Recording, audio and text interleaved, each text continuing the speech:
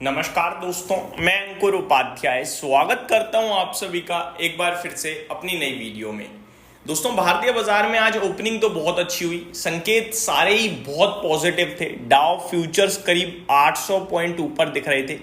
भारतीय बाजार में भी करीब 400 पॉइंट 450 पॉइंट निफ्टी ऊपर खुला, 22,550 के करीब के हाई लगाए। लेकिन वहां से लगातार प्रॉफिट बुकिंग आ रही है, ऊपर से लगातार बिकवाली आते हुए दिख रही है। और करंट सिचुएशन ऐसी है कि हम डेज लो के पास आकर खड़े हो गए हैं। 10:52 का समय हुआ है, पूरे 2 घंटे भी नहीं हुए अभी बाजार खुले हुए, और ऊपर से जो सेलिंग प्रेशर है वो बढ़ता हुआ दिख रहा है। पहली बात जो मैं अपने व्यूअर से कहना चाहूंगा वो ये है कि इस समय मार्केट में आप जितना ज्यादा काम करोगे उतना ज्यादा लॉस लोगे, तो जितना हो सके कम काम करो। दूसरी बात मैं अपने व्यूअर से कहना चाहूंगा कि जितना आप इन्वेस्टमेंट के व्यू से देखोगे उतना आपके लिए बेटर है। और इन्वेस्टमेंट सिर्फ एक ही चीज कहती है, just invest, hold, let the market do it's work. Simple. आप कुछ नहीं करोगे, आपने पैसा लगा दिया, यहीं तक आपका काम था। उसके बाद आप बाजार को करने दो, और गिरता है और लगाने के बारे में सोचना। सबके पास लिमिटेड पैसा है, अपने खर्चों को हटाकर जो छोटा मोटा पैसा बचता है बस उसी को बाजार में लगाओ। ज्यादा पूंजी लगाने का कोई मतलब नहीं बनता है।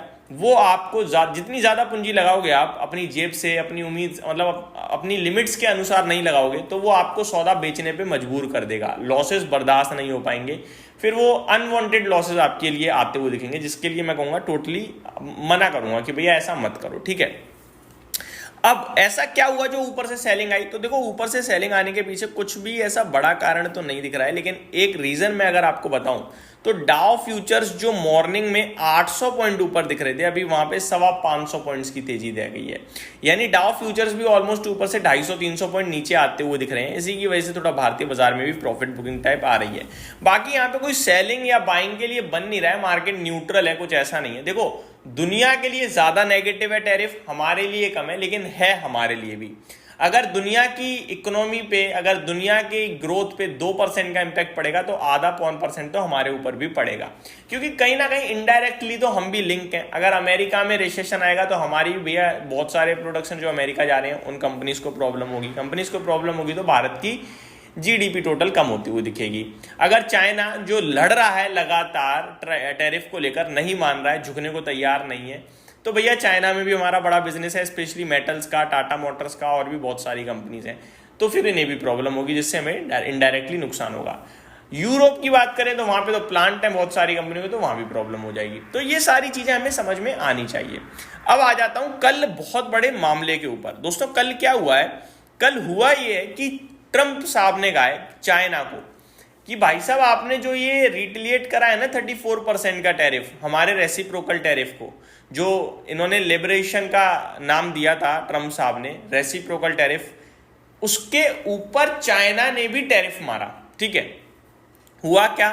पहले ही चाइना के ऊपर 10% का टैरिफ था, 10% बढ़ाया था, तो टोटल 20% का टैरिफ चल रहा था। फिर आता है 2 अप्रैल को इन्होंने गणित लगाया, और गणित के बाद जितना डेफिसिट है उसका 50% का टैरिफ मारेंगे, ऐसा इन्होंने कहा, जिसके तहत चाइना पे 34% का टैरिफ निकलता है। और अमेरिका ने चाइना पे 34% का टैरिफ अनाउंस किया, जो कि 9 तारीख यानी कल से लागू होना है। अभी लागू नहीं हुआ है, कल से लागू होना है, 9 अप्रैल से, ठीक है जी। चाइना ने क्या करा, कल अनाउंस कर दिया, कल नहीं परसों अनाउंस करा कि भैया हम भी अमेरिका के ऊपर 34% का टैरिफ लगाएंगे, क्योंकि उन्होंने हमारे ऊपर 34% का टैरिफ लगाया है।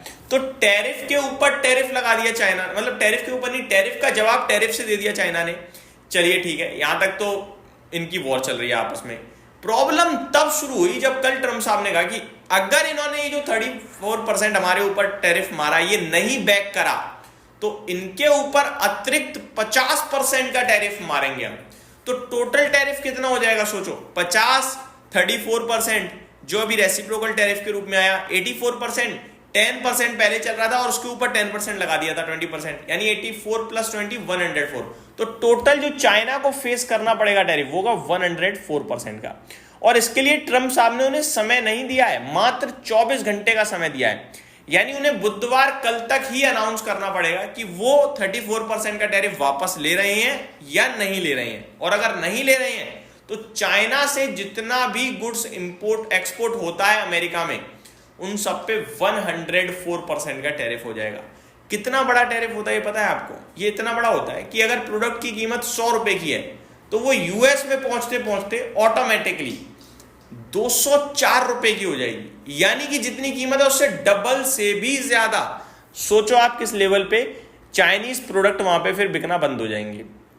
सिंपल है। और अगर इक्का दुक्का बिका तो फिर वो इन्फ्लेशन खड़ा करेगा यूएस में। ये सारी चीजें होंगी दोस्तों।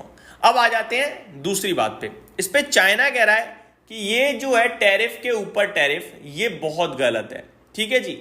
अब टैरिफ के ऊपर टैरिफ लगाओगे तो ये ट्रेड वॉर हो जाएगा, और ट्रेड वॉर हो गया तो वो दिक्कत होगी दुनिया के लिए। ये सच बात भी है।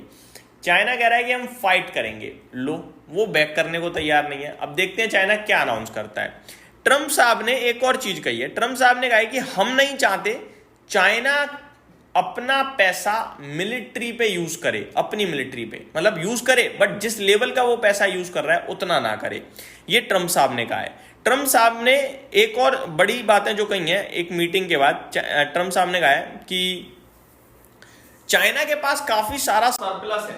मैं आपको बताना चाहूंगा कि चाइना के पास काफी सारा सरप्लस पड़ा हुआ है और चाइना उस सरप्लस को यूज कर रहा है मिलिट्री के ऊपर, अराउंड $500 बिलियन से $600 बिलियन का। और हम नहीं चाहते कि इतना पैसा चाइना मिलिट्री पे यूज करे, क्योंकि इससे क्या है कि आगे चलकर जंग के आसार बनते हैं कि आप अपनी मिलिट्री को बहुत ही ज्यादा पैसा खर्च करके स्ट्रांग बनाने की कोशिश कर रहे हो, तो वो आपस में वो एक नेक्स्ट अलग चीज है। लेकिन करंट सिचुएशन है कि चाइना ने भैया क्लियरली कह दिया कि हम फाइट करेंगे, हम टैरिफ नहीं हटाने वाले हैं, और यूएस कह रहा है कि हटाओ। अब देखते हैं कल क्या अनाउंसमेंट आती है।